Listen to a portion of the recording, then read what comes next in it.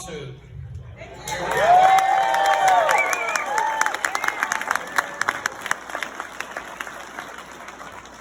It's filed by me on behalf of you in the state of Indiana. It's filed by Jeff Landry, the Attorney General of Louisiana, and it's filed by Lynn Fitch, the Attorney General of the great state of Mississippi.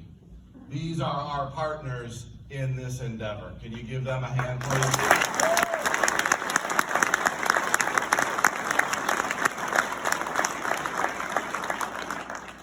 It's not bad reading, but you may not need any medicine to go to sleep with tonight. No, I'm going to actually get to it in a little bit because it says some things very important right there in the introduction that I think are going to focus all of us. But before I get to that, I need to know a little bit more about who you all are. I know you're Hoosiers. It's clear you're patriots. I thank you each for being here. Who here's a federal contractor? Okay, see some hands going up. Do we have any state employees here? Okay. Any state employees that you may work with on any federal contracts, please, I need to know from an evidentiary perspective if you've gotten any notices like JJ's talked about. It's important that we get that information. This is no joke, this is not hyperbole. If you have notices from the federal government about a vaccine mandate of any kind, and you are a state employee, which could include Indiana Guard, it could include being employed by any of our state universities or any of our state agencies, please get with the people up here, get with my office, get with me, and let me see that evidence. It's important to have it. I want to thank these legislators that came today. They remind me a lot of the legislators I worked with when I was your congressman representing you in Washington, D.C. I see the Mark Meadows behind me. I see the Mick Mulvaney's and the Jeff Duncans and the others that you see from time to time on TV, Trey Gowdy. We have versions of all those people right here at the State House. You don't see them on Fox News or on Newsmax or on OAN or wherever you get your news from these days. But they are just as vigorous. They are just as concerned. They are just as proud of their country and their state as you are.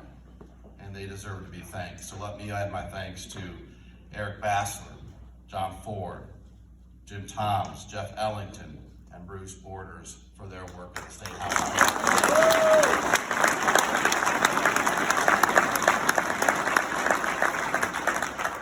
I am going to stay after my remarks because I want to hear your questions. I want to hear from you. I want to make sure I got this right. But I have two of my executive staff team with us here today. They're going to join the panel, as I understand it, of the legislators, and they're going to be able to field additional questions from a legal perspective. And if any of you know me or my personality, I may chime in. I'm not bashful, but you have a couple great public servants here from the Attorney General office, and this is not their first rodeo. They have been serving you in other capacities for a while, and they're fighters. And they serve at the same time with servants' hearts. And if you know your Bible, you know what that means. They have your best interests at heart. They love this state just as much. The first person is my Chief of Staff, my highest officer found, my Deputy Chief Attorney General. Her name is Lori Torres, and she's directly behind me.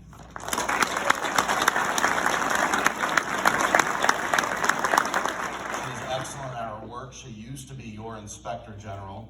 She also used to serve a stint at the Indiana Department of Labor, so her expertise is going to be absolutely relevant and needed here as we go forward with this lawsuit. We also have Jared Bond from Lawrence County. He is my Director of Legislative Affairs. Thank you, Jared. He knows how to speak Crane.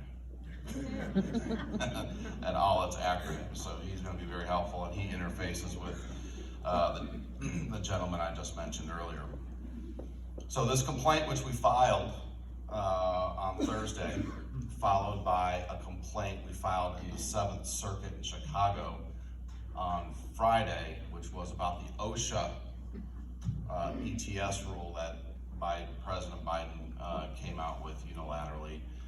That on Monday we're going to file a third lawsuit that's going to cover our healthcare workers who operate.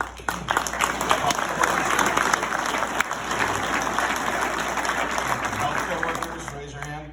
Thank you for being here. You know, you all went from being heroes in our eyes, and you're still heroes, but the federal government's eyes and the administration's eyes, you went from being heroes to near criminals. It's absolutely ridiculous. We're going to fight for you too. On Monday or early next week, we're going to file another lawsuit. It'll be the third in the trio, against the federal government for requiring you to be vaccinated simply because you're an employee who operates who gives healthcare services that are paid for by federal taxpayer dollars.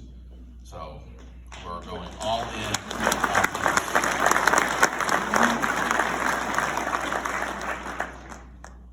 But let me just read a little bit from this complaint. In Indiana, Louisiana, and Mississippi, and by the way, we're not the only 3 states. We just, for various legal, strategic reasons, found it was good for us to band together. These are like-minded attorneys general. I know them both personally. I served with the Louisiana Attorney General in Congress. He was our friend along with Meadows and Gowdy and the rest that we served together with. He was just as vigorous, let's say, as all of them.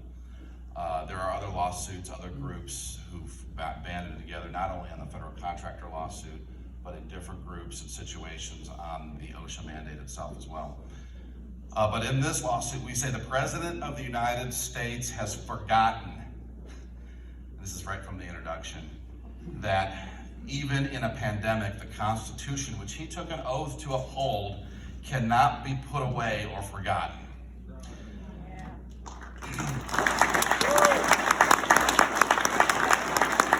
At the President's impetus and without congressional authorization, the executive branch has implemented a contractor vaccine mandate that affects 1/5 of the American workforce directly and the entire economy indirectly.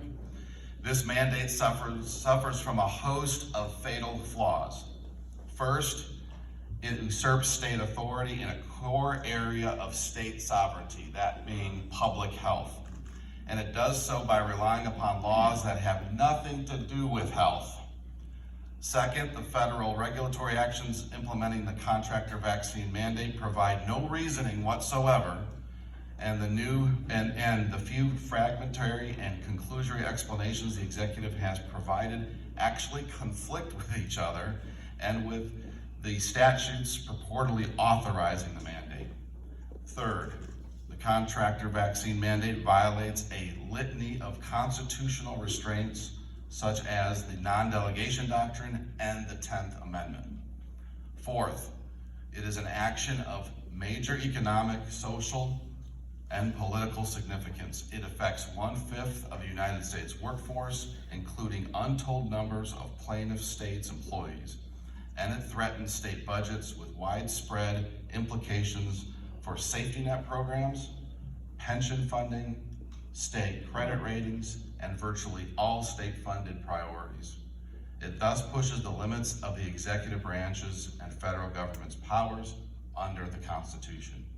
As a result, it can be taken only with crystal clear congressional authorization. But Congress has granted no such authority to the executive. Standing alone, each flaw independently warrants vacating the contractor vaccine mandate, and standing together, they require it.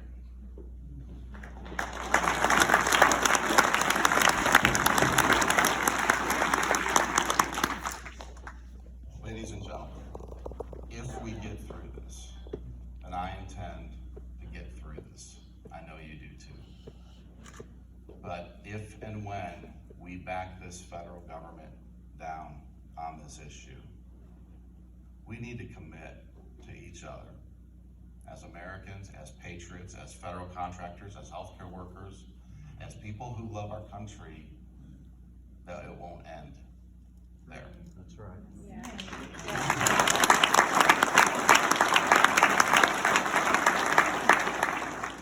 We are frogs in a pot. The water has been turned up on us slowly over decades. You've heard this before.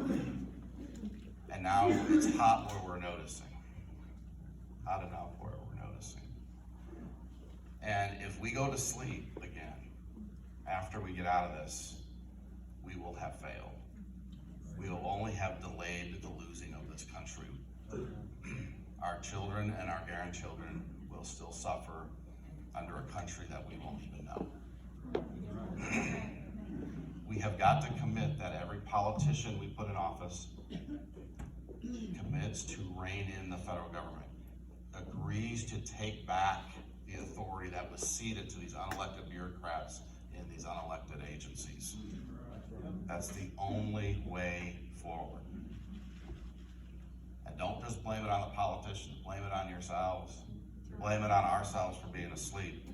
Maybe you need to be running for office, starting with your local school board. That's a whole other speech.